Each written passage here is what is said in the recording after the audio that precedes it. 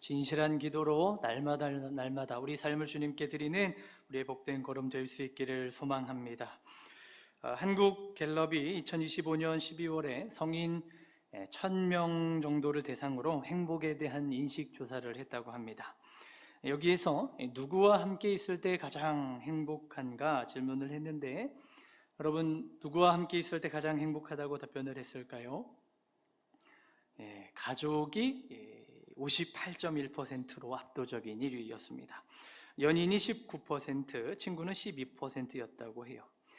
그러고 보면 우리에게 가족이 얼마나 중요한가, 또 가족이 행복에 있어서 얼마나 필수적인가를 생각하지 아니할 수 없습니다. 그런데 여러분, 우리에게 아주 중요한 또 하나의 가족이 있지요. 무엇입니까? 바로 교회입니다. 우리 실제 가족이 혈연으로 맺어진 인연이라고 한다면, 교회는 예수 그리스도의 거룩한 보혈로 맺어진 새로운 가족 공동체입니다. 서로 전혀 모르는 사람들이 만나게 되지만 예수님을 중심으로 하여, 그 보혈을 중심으로 하여 새로운 가족이 만들어지게 되는 것이지요. 그래서 우리 교회의 다음 세대는 우리의 자녀들이고, 교회의 장년들은 우리의 형제 자매이며, 교회의 어르신들은 우리의 어버이인 것입니다. 우리가 진정으로 행복한 삶을 살아가기 위해서는 이토록 가족이 중요합니다. 가족과의 관계가 너무나도 중요하지요. 우리 각 가정도 평안하고 행복해야 합니다. 더불어 교회 공동체도 평안하고 행복해야 합니다. 하나님 나라의 아름다운 가치, 사랑의 사귐이 일어나야 우리는 더욱더 신앙적으로도 삶에서도 행복하고 복된 삶을 살아갈 수 있는 것입니다. 초기 기독교 공동체는 바로 이 하나님 나라의 가치를 아름답게 실현해냈던 모임이었습니다. 당시 기독교는 아주 작은 집단이었고, 로마를 중심으로 보자면 저 변방의 이름 모를 알 수 없는 한 작은 부류로 여겨졌습니다. 그런데 여러분, 이 작은 기독교 공동체가 아주 짧은 시간 동안에 로마를 움직이게 되는 데까지 이르게 되지요. 로드니 스타크라고 하는 미국의 종교사회학자가 있습니다. 이분이 기독교의 발흥이라는 책을 썼는데요, 그가 그 책을 쓸 때 그는 기독교인으로서 연구를 한 것이 아니고 사회학을 연구하는 학자로서 그 책을 적었습니다.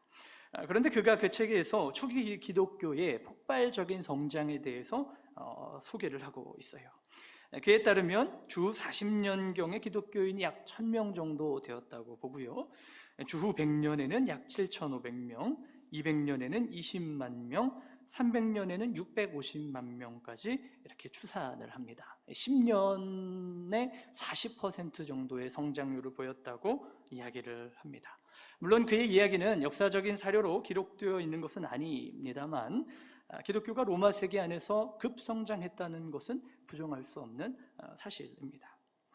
변방에 이름 모를 한 이교 집단과 같았던 기독교가 어떻게 그 로마 제국 안에서, 특별히 박해와 수많은 오해들 속에서도 그것을 딛고 일어나 급성장할 수 있었는가? 저자는 여러 가지를 이야기합니다만 그 중에 가장 중요한 한 가지를 꼽자면 바로 세상과 다른 사랑이었습니다. 2세기, 3세기에는 로마 제국에 큰 전염병들이 있었는데요, 많은 사람들이 이 전염병으로 인해 죽어갔습니다. 역병이 돌 때에 많은 사람들이 가족을 버리고 이웃을 버리고 살기 위해 안전한 곳으로 도망하곤 했습니다. 그러나 여러분, 그리스도인들은 도망가지 않았어요. 버리지도 않았고 사람들을 저버리지도 않았고, 병에 들어 신음하는 사람들을 찾아다니며 그들을 간호하고 돌보아 주었다는 것이지요.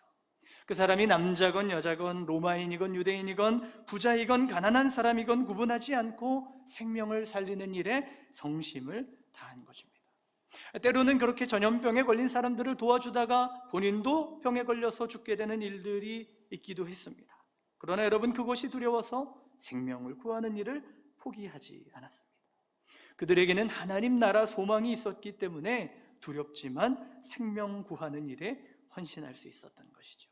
바로 그 사랑, 바로 그 사랑의 모습으로 세상이 감동한 것이고 로마가 설득된 것입니다. 여러분, 이것이 바로 우리가 이 세계 속에서 우리가 속한 자리에서 만들어내야 할 하나님 나라의 가치와 삶인 줄 믿습니다.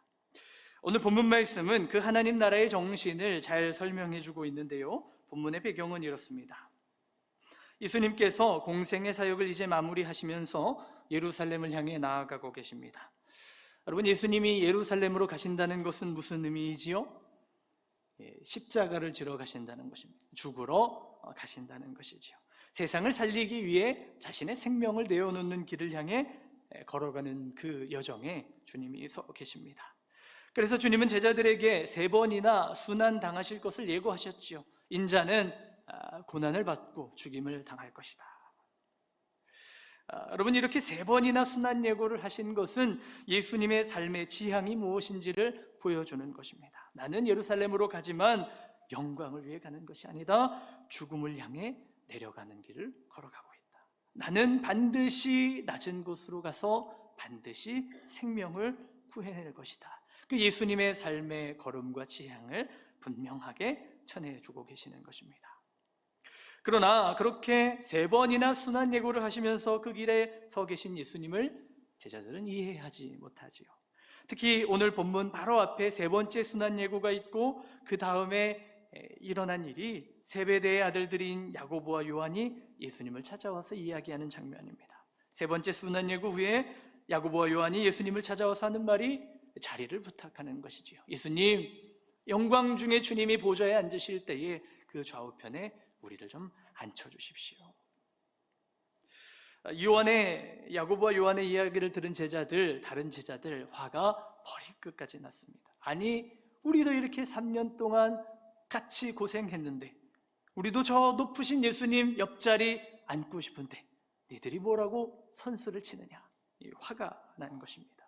제자들 가운데 분쟁이 생겼습니다. 마음이 다들 불편해져 있는 상황입니다. 그때에 오늘 본문 말씀이 선포되고 있는 것이죠. 우리 42절 말씀을 함께 읽겠습니다. 예수께서 불러다가 이르시되 이방인의 집권자들이 그들을 임의로 주관하고 그 고관들이 그들에게 권세를 부리는 줄을 너희가 알거니와.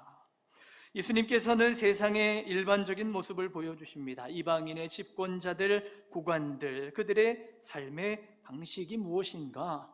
사람들을 임의로 주관하고 권세를 부리는 것이라고 말씀합니다.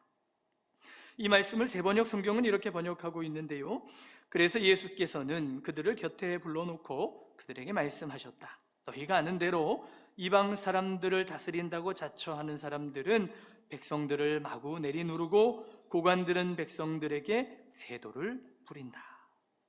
세상의 권력자들, 힘을 가진 이들, 그들이 힘을 사용하는 방식이 무엇이라고 말씀하시는 것입니까? 내리누르는 것입니다. 압제하고 강제하는 것이지요. 그것이 세상 사람들의 지혜요, 삶의 방식이라는 말씀입니다.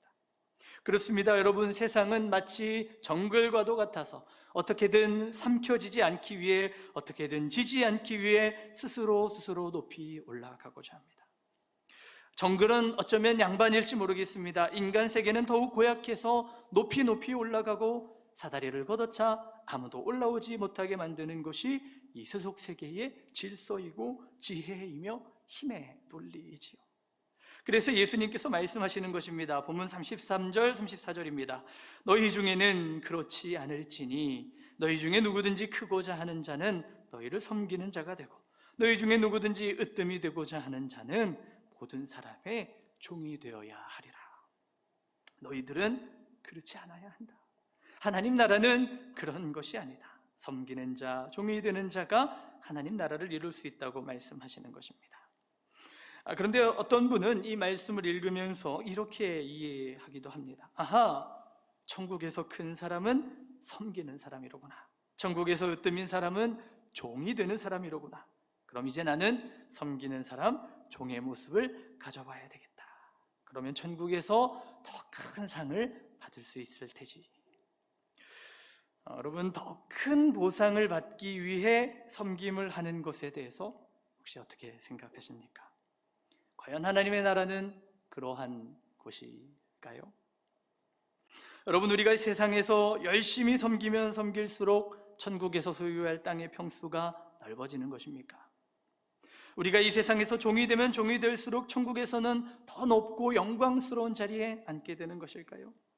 우리가 세상에서 낮아지면 낮아질수록 천국에서는 예수님 보좌 우편에 앉을 확률이 올라가게 되는 것일까요? 우리가 이 하나님 나라의 질서를 세속세계의 질서로 이해하면 혼란에 빠집니다. 천국에서 누구는 영광의 면류관을 쓰고 대단한 보석집에 살고, 누구는 비참하고 초라하게 길거리에서 산다면 여러분, 그것이 천국이라고 말할 수 있겠습니까?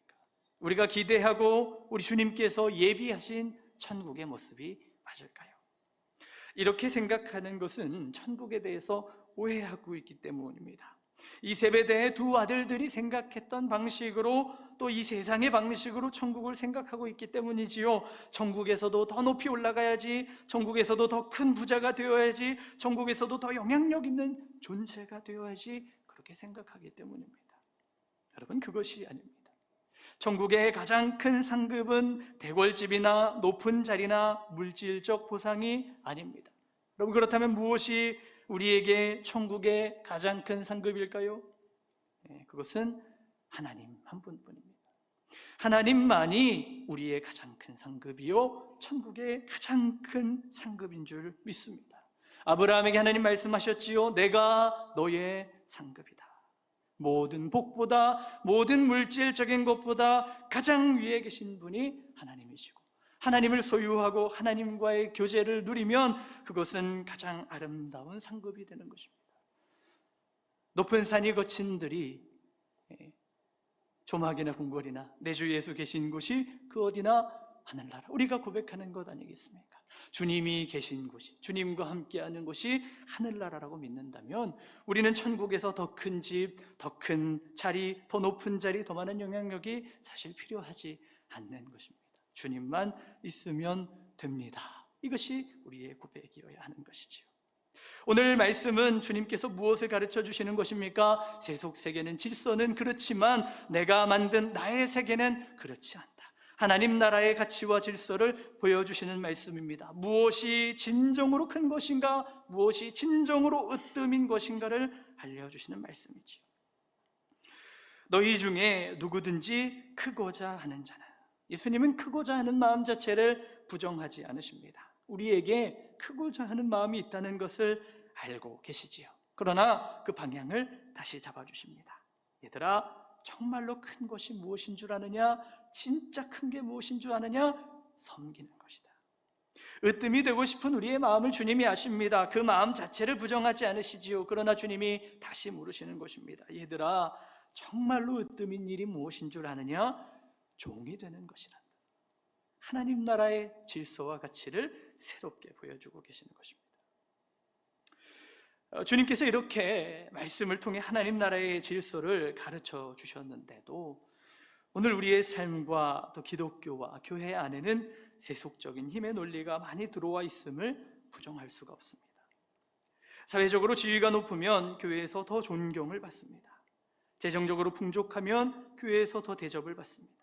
높은 권력의 자리에 있으면 더 중요한 인물로 여겨집니다. 여러분, 이것은 하나님 나라의 질서가 아니라 세속세계의 질서이며 힘의 논리이지요. 교회는 우열을 만들어내는 공동체가 아닙니다. 직분은 높고 낮음을 만드는 것이 아니라 서로를 섬기라고 주신 사랑의 책임이지요. 교회의 영광이 무엇입니까? 예수 그리스도를 머리로 하고 지체된 성도가 서로를 살피고 섬기는 것, 그렇게 주님의 몸을 세워가는 것, 그것이 교회의 영광입니다. 누가 더 낮거나 누가 더 높거나 그렇게 스스로 자랑할 일이 없지요. 서로가 서로를 존귀하게 여기며 귀하게 생각하며 사랑으로 세워가는 몸이 되는 것입니다. 여기서 조금 더 가보면 오히려 연약한 지체, 오히려 부족한 사람들이 있다면 더욱 존귀하게 여기고 어려움을 겪는 지체를 살뜰하게 살피는 것이 하나님 기뻐하시는 하나님 나라의 질서인 것입니다. 여러분, 오늘 우리가 그리스도인이 된 것, 교회에서 직분을 받은 것, 세상에서 우리에게 맡겨진 직함과 자리와 힘이 있는 것 또한 마찬가지의 이유입니다. 주님이 왜 우리에게 그것을 허락해 주셨습니까? 세상을 섬기기 위해 주신 것입니다. 교회와 성도를 힘써 섬기기 위해 하나님 주신 사랑의 책임이자 사명이지요. 목사는 영혼을 돌보는 일에 하나님의 부름을 받은 사람입니다. 여러분, 제가 여기 이렇게 스토를 하고 있는데요, 이 초록색 보이시죠? 여러분, 이것은 무엇일까요? 멋지게 보이려고 걸치고 나온 것일까요?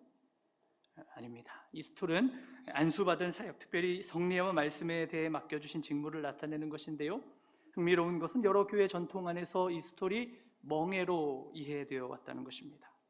여러분, 멍에 맨 소를 보셨습니까? 왜 멍에를 메어줍니까? 주인이 가라고 하는 대로 보내려고 멍에를 메어주는 거예요. 주인이 이렇게 가게 하면 그쪽으로 가는 것입니다. 이쪽이다 하면 저쪽으로 가는 거예요. 멈춰라 하면 멈추고 가라면 가는 거예요. 그것이 멍에 맨 소이지요. 예배 자리에 올라오면서 이 멍에 맨 소를 생각합니다. 나는 소구나. 주님의 멍에를 맨 소구나. 아이고, 주님 무겁습니다.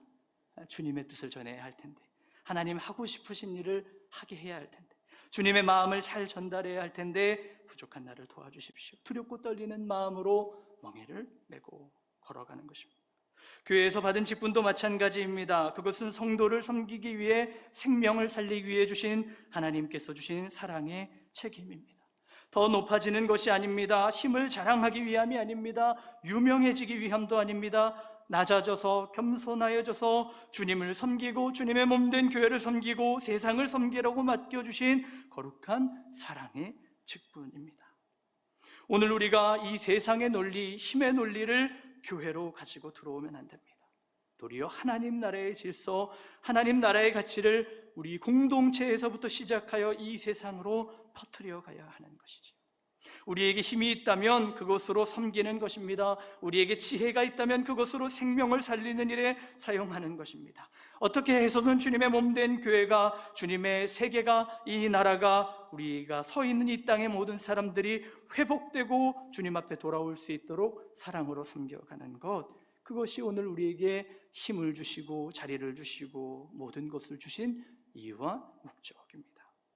간절히 바라기는 오늘 이곳에 모인 우리 모든 성도님들, 하나님 나라의 백성으로서 우리에게 맡겨주신 이 사랑의 책임을 기억하며 섬기는 자의 직분, 종된 삶을 기쁨으로 감당하는 우리가 될 수 있기를 바랍니다. 그리하여 우리 교회와 세상 곳곳으로 가서 세상을 회복하는 주의 백성들 될 수 있기를 소망합니다. 어떻게 보면 이 말씀은 조금 부담스러운 말씀일지도 모르겠다는 생각을 해봅니다. 아이고, 목사님, 일주일 동안 치열하게 살다가 예배 자리에 왔는데 또 책임을 말하시고 이렇게 멍에를, 부담을 얹어주시면 너무나도 힘듭니다, 이렇게 생각하시는 분이 계실지 모르겠어요. 그 마음 모르지 않습니다. 그런데 여러분, 오늘 말씀은 더 많은 숙제와 더 많은 부담을 드리기 위해 전하는 말씀이 아닙니다. 왜 그러하냐면 이 책임과 직무는 우리 혼자 감당해야 하는 무거운 짐이 아니기 때문입니다. 우리 45절 말씀, 본문 45절 말씀 함께 읽겠습니다. 인자가 온 것은 섬김을 받으려 함이 아니라 도리어 섬기려 하고 자기 목숨을 많은 사람의 대속물로 주려 함이니라. 아멘. 지금 예수님께서 제자들에게 하나님 나라의 새로운 질서를 가르쳐 주십니다. 섬기는 것, 종이 되는 것, 정말로 위대한 일이다. 너희도 그렇게 살아야 한다. 그런데 여러분, 이 말씀이 부담과 괴로운 숙제가 되지 않는 이유는 무엇입니까? 예수님께서 우리를 먼저 섬겨주셨기 때문입니다. 우리 주님께서 이 세상에 오신 이유가 무엇입니까? 세상을, 사람들을, 우리를 섬겨주시기 위함이었습니다. 주님은 십자가 모진 고난을 당하시면서도 포기하지 않으시고 생명을 바쳐서 우리를 섬겨주셨습니다.